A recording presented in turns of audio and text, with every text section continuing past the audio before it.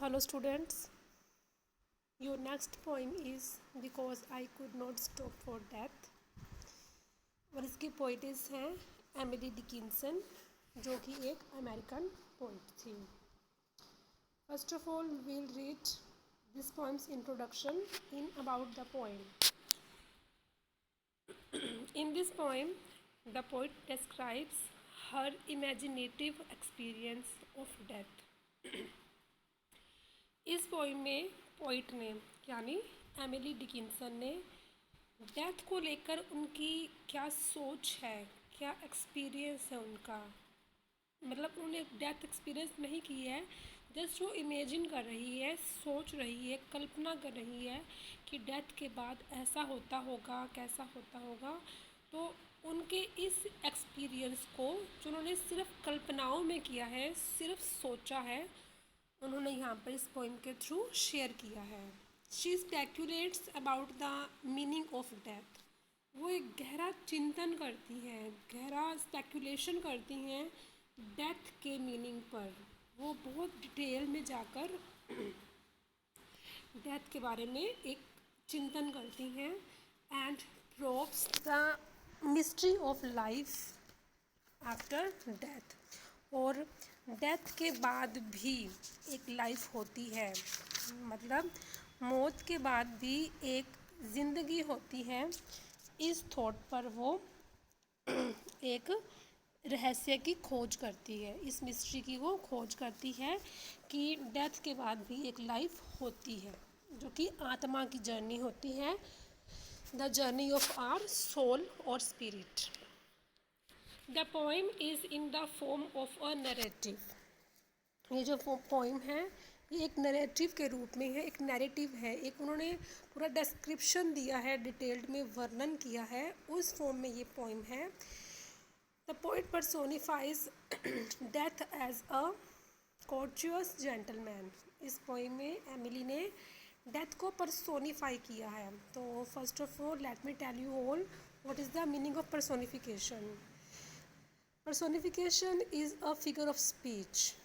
Okay, इसका meaning क्या होता है, आपने हिंदी में शायद सुना हो, अगर आपने हिंदी करी है तो लिटरेचर में होगा, मानवीकरण अलंकार.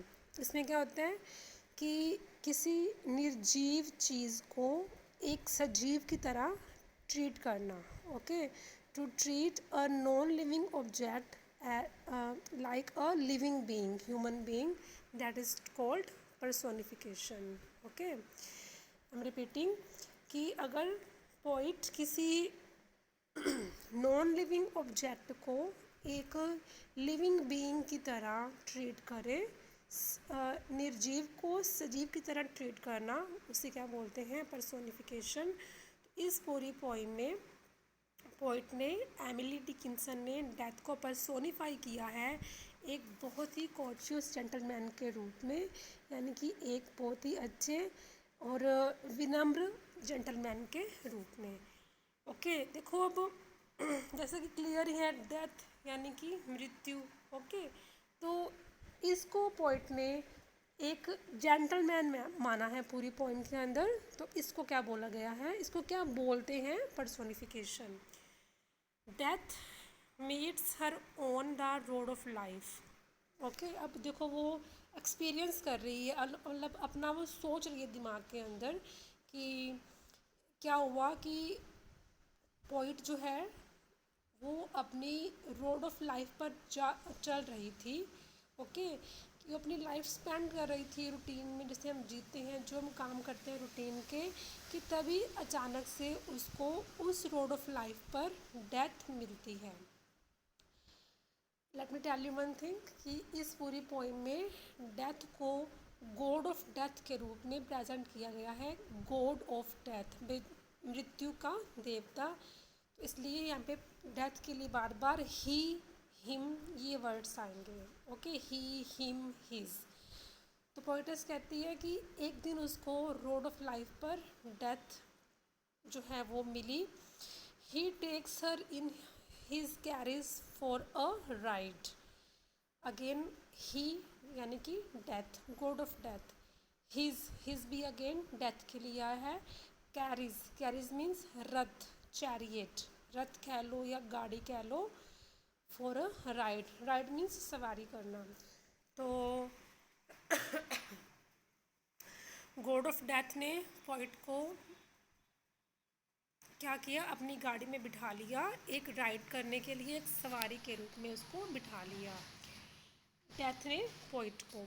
The poem describes this ride and the feelings of the poet during this ride. इस पूरी पोइम में पोइट ने यह डिस्क्रिप्शन दिया है कि उस पूरी राइड में, थ्रू आउट द राइड, जो डेथ की कैरेज पर पोइटेस कर रही है, उस पूरी राइड के दौरान क्या क्या हुआ, और उस राइड के ड्यूरिंग जो जो फीलिंग्स थी, जो जो एक्सपीरियंसेस थे पोइट के, पोइट ने वो सब कुछ इस पोइम में शेयर किया है।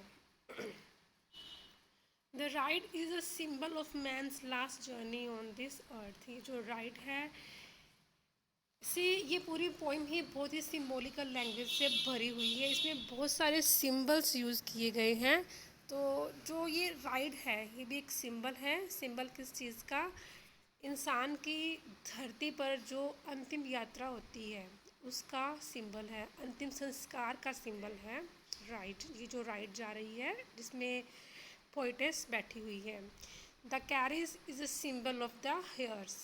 और जो कैरिज है, जिस गाड़ी में सवार होकर पोइट जा रही है, वो सिंबल है अर्थी का। ओके, जिसमें इंसान की जो लास्ट जो यात्रा होती है वो अर्थी पर होती है, तो उसका सिंबल है वो गॉड ऑफ डेथ की carriage. In this poem, the idea of death is treated without any of the emotion of fear, anxiety or pain. इस पूरी पोइम में डेथ को इस तरह से ट्रीट किया गया है कि इसमें कोई भी इमोशन नहीं है, ना तो डर का, ना चिंता का, ना ही तकलीफ का। बेसिकली होता क्या है कि धरती पर हम सब लोग डेथ से बहुत डरते हैं। ओके, हमें एक तरह की एंग्जाइटी होती है डेथ का नाम सुनकर या सोचकर। ओके, एंग्जाइटी होती है, फियर होता है और पेन होता है। बट इस पोइम में ऐसा कुछ भी नहीं है। इस पोइम में ना तो पोइट ने डेथ को एक फियर के रूप में लिया है, ना ही एंग्जाइटी के रूप में लिया है, ना ही उसने कोई पेन फील किया है। It is personified as a gentle friend who is taking the poet on a carriage ride to eternity. Okay, तो ये एक इस पोइम में पोइट ने डेथ को पर्सोनीफाई किया है अपने एक बहुत ही अच्छे से फ्रेंड के रूप में, जो पोइट को लेकर जा रहा है अपनी गाड़ी में बिठाकर इटर्निटी पर, इटर्निटी की तरफ। मीनिंग ऑफ इटर्निटी अमरता।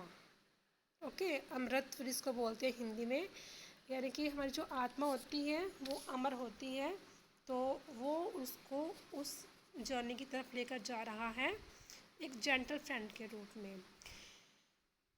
Another passenger in the carriage is immortality. तो इस कैरेज में, इस यात्रा में, इस जर्नी में एक और पैसेंजर भी है। वो पैसेंजर कौन है? इमोर्टलिटी, यानी कि अमरत्व, अमरता।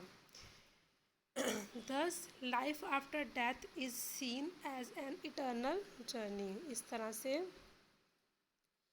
जो लाइफ आफ्टर डेथ है, जो मृत्यु के बाद का जो जीवन है, वो एक ऐसी यात्रा है जो कि इटर्नल है, अनंत है।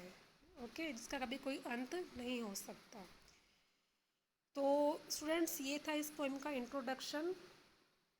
इस पूरी पोइम में सिंबल्स बहुत यूज़ किए गए हैं, लाइक जो अंतिम यात्रा का सिंबल था, ओके, एक अर्थी का सिंबल था जो वो उसकी कैरेज थी, तो बहुत से सिंबल्स यूज़ किए गए इस पोइम के अंदर। सेकंड थिंग, इस पोइम में पोइट ने डेथ को कोई फियरफुल, पेनफुल इमोशन नहीं माना है। ओके, उसने डेथ को अपने फ्रेंड की तरह ट्रीट किया है। और थर्ड क्या है, पोइट ने ये बात क्लियर की है इस पोइम के थ्रू कि डेथ के बाद भी लाइफ होती है, वो लाइफ बिल्कुल अमर होती है। लाइक हमारी आत्मा होती है, जो जो उसका जीवन होता है मृत्यु के बाद, वो अमर होता है। सो स्टूडेंट्स, ये था इस पोइम का इंट्रोडक्शन। बाकी इसके जो स्टैंजाज हैं, ओरिजिनल लाइन्स हैं, उनका एनालिसिस है, वो हम कल से स्टार्ट करेंगे। Okay, so that's it.